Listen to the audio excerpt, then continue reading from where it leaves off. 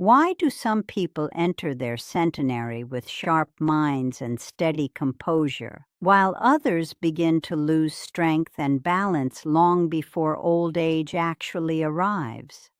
I am 99 years old as I speak these words. I have buried friends, siblings, even habits that once felt inseparable from who I was. And now, at this age, when nothing needs to be exaggerated and nothing needs to be sold, I want to tell you one simple truth I learned the slow way. What you choose not to put into your body can matter more than what you add. People often ask me about secrets. They expect something mystical, an herb, a routine, a miracle food.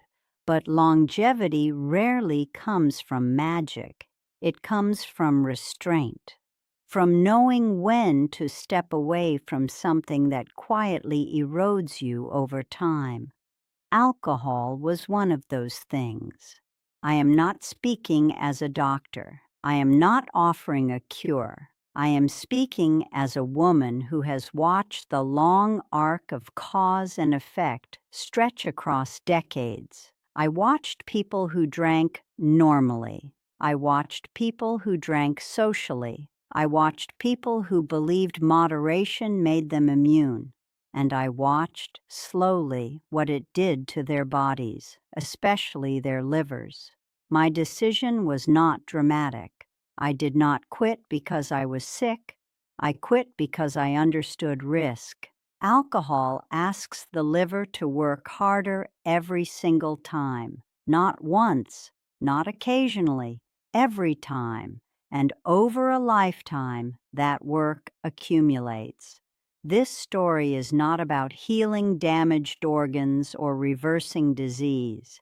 It is about protection, about choosing a path that reduces harm before harm announces itself. In the parts that follow, I will share what I observed, what I avoided, and why a single, clear choice, not drinking alcohol, became one of the quiet pillars that carried me to this age. When you live long enough, patterns stop being theories. They become evidence written in faces, in hospital rooms, in phone calls that come too late. I did not need charts or studies to notice what repeated itself again and again. I only needed time.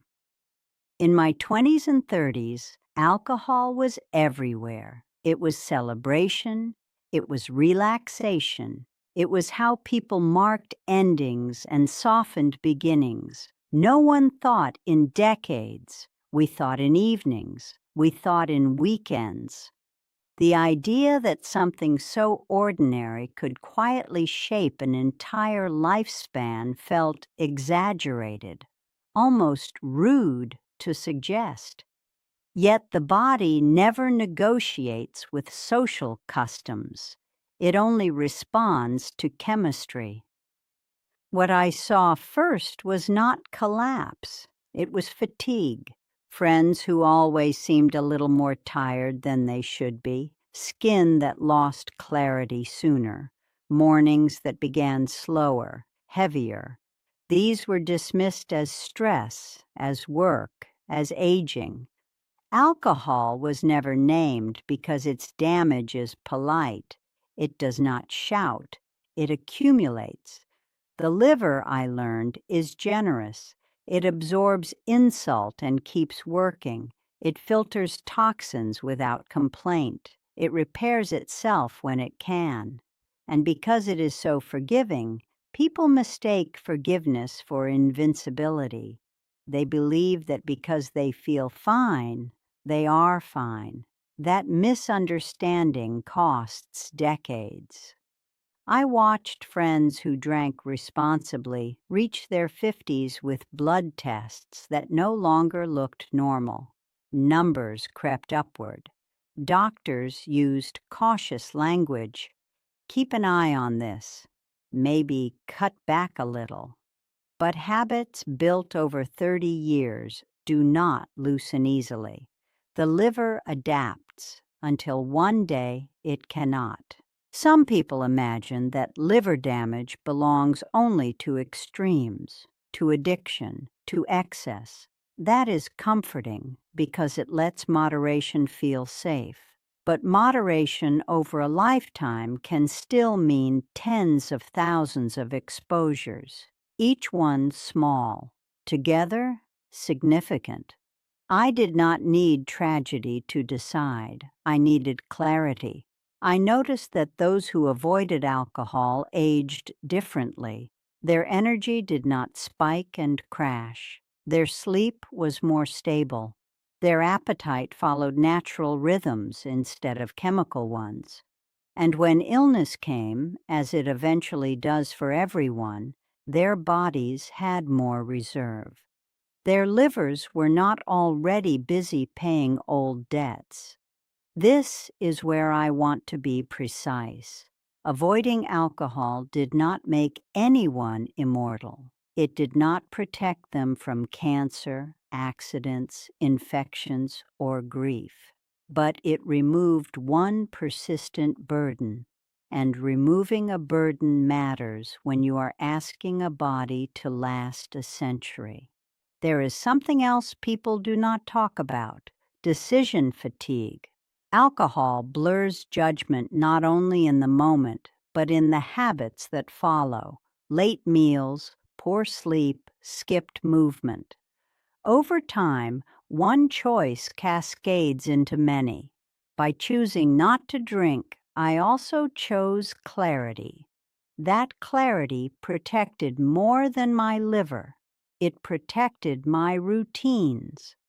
I watched men and women who drank struggle with medications later in life. The liver metabolizes nearly everything. When it is already compromised, treatments become complicated, dosages shrink, side effects grow, recovery slows. What once seemed like a harmless pleasure becomes a limiting factor in care. I was not harsh with myself. I did not moralize. I simply asked a practical question: what does this cost over 50 years? The answer was clear enough that I did not need willpower. I needed alignment. Some people told me I was missing out. They thought joy required intoxication. But joy, I learned, does not need assistance. It needs presence. Alcohol offers intensity without depth.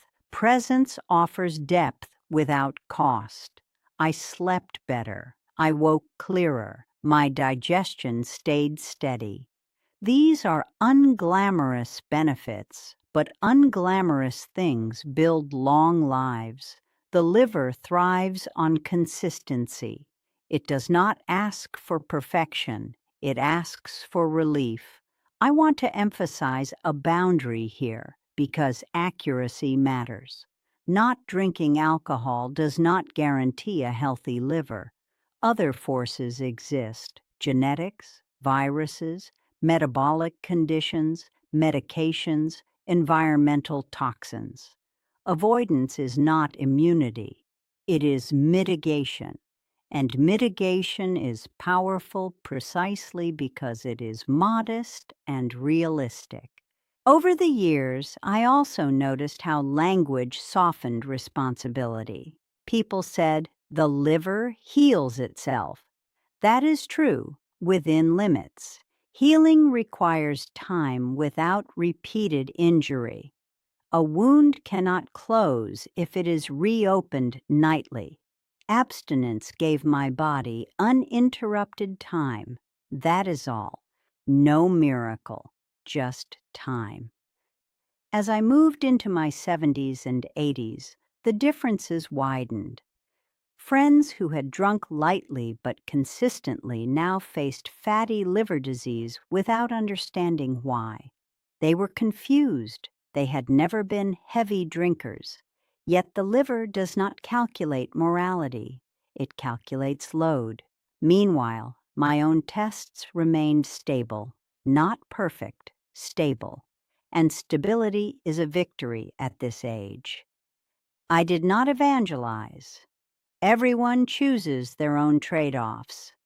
But when younger people asked me what mattered most, I did not talk about supplements or secrets. I talked about subtraction, about removing what quietly drains resilience. Alcohol drains resilience. This part of my story is not dramatic because reality rarely is. It is cumulative, it is slow, it is honest. And it is why, when I say don't drink alcohol to protect your liver, I am not making a promise of miracles. I am describing a pattern I watched repeat itself for nearly a century. By the time you reach my age, you stop arguing with reality. You stop defending choices out of pride. You only keep what continues to work. Everything else falls away. My choice not to drink alcohol was never framed as sacrifice. It was framed as preservation. I did not ask, "What am I giving up?" I asked, "What am I protecting?" That question changes everything. The liver does not live in isolation. It sits at the center of balance, blood sugar regulation, fat metabolism, detoxification, hormone processing. When it struggles, nothing else stays simple.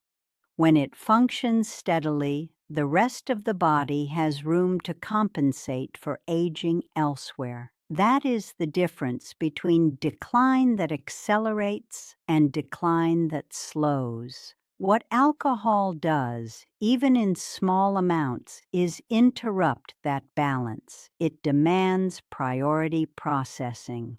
The liver must stop what it is doing to deal with it. That interruption happens every time. Over decades, interruptions become a pattern. Patterns become outcomes. I chose consistency. Without alcohol, my eating stayed regular. I did not skip meals or overeat late at night. My blood sugar remained predictable. My sleep deepened instead of fragmenting. These effects are rarely credited to the liver, but they pass through it. A calm liver creates a calmer system. There is another protection people rarely mention: inflammation. Alcohol promotes low-grade chronic inflammation.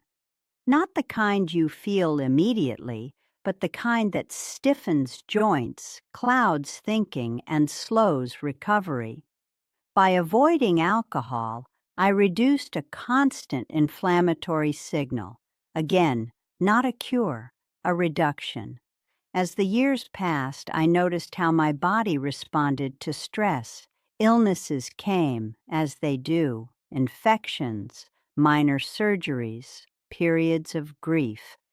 Each time, recovery mattered more than resistance. The liver's role in recovery is enormous. When it is not already compromised, the body can focus its energy where it is needed most. I watched others struggle with medications that once helped them. Pain relievers became dangerous. Sleep aids became unpredictable. Blood pressure drugs required constant adjustment. The liver, already taxed, could not manage the load. Avoiding alcohol preserved flexibility. It kept options open. This is an important distinction. Not drinking does not make life risk-free. It makes it more adaptable. Aging is not about avoiding problems. It is about retaining margin. Alcohol consumes margin. Some people assume that abstinence is rooted in fear. For me, it was rooted in respect. Respect for how the body actually works. respect for the fact that damage does not need to be dramatic to be decisive. I also want to be clear about something else. This choice did not isolate me socially. I learned early that presence matters more than participation. I attended celebrations. I toasted with water. I laughed just as hard. Alcohol was never the source of connection. It was a prop people leaned on when connection felt awkward. As I aged, that clarity became an advantage. My mind stayed sharper, not because alcohol destroys intelligence, but because it disrupts sleep and increases neuroinflammation, two things the aging brain cannot afford. The liver and brain are partners. When one is burdened, the other pays. I did not count years. I counted function. Could I wake up without stiffness? Could I think clearly in the morning? Could I recover from a poor night of sleep? Those answers stayed mostly yes. And while many factors contributed, removing alcohol removed a persistent variable that worked against all of them. Now, let me draw a firm boundary because honesty requires it.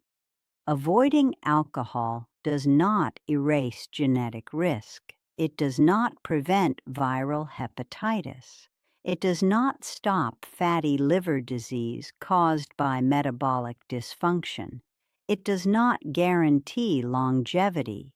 Anyone who claims otherwise is lying or simplifying.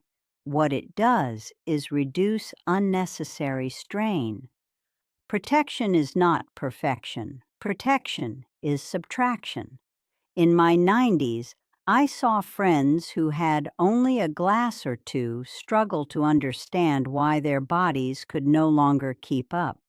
They felt betrayed by moderation, but moderation over 50 years is still exposure. The body remembers totals, not intentions. My liver did not remain young. It remained capable. And capability is what you want when the margin for error shrinks. I never told people what to do. I still don't. But if you ask me what single controllable decision consistently protected my liver over a lifetime, the answer is uncomplicated. I chose not to drink. That choice did not make headlines. It did not feel heroic. It simply removed a known source of harm. And over 99 years, removing harm matters more than adding hacks. In the final part, I will leave you with what this decision taught me about prevention, patience, and why the quiet choices are the ones that carry you the farthest. So let me end where I began, not with a claim, but with a question. If you knew that one small, repeatable decision could quietly reduce harm over the next 50 years, would you dismiss it because it feels ordinary? At 99, I have learned that the body keeps a ledger. It records what you ask of it and how often you ask. Alcohol is not dramatic enough to feel dangerous in the moment, yet demanding enough to matter over time. The liver pays that cost patiently until patience runs out. I did not avoid alcohol to be pure, disciplined, or exceptional. I avoided it because I respected accumulation. I understood that protection is rarely about dramatic intervention. It is about removing what does not serve you before damage needs a name. This choice did not make me immune to illness. It did not promise longevity. It did not erase biology. What it did was preserve capacity. It gave my liver fewer battles to fight so it could do the work it was designed to do. day after day, decade after decade. If you take anything from my story, let it be this: prevention is not denial, it is foresight. Choosing not to drink alcohol is not about fear of harm. It is about allowing your body the longest possible window to function without unnecessary strain. You do not need a diagnosis to protect yourself. You do not need a crisis to justify restraint. You only need honesty about how time multiplies small decisions. I have lived long enough to see that the quiet choices outlast the loud ones. And among all the decisions I made, this one required the least effort and returned the most stability. Protecting your liver does not begin in a hospital. It begins in the ordinary moments when no one is watching. And those moments, repeated patiently, are what carried me here.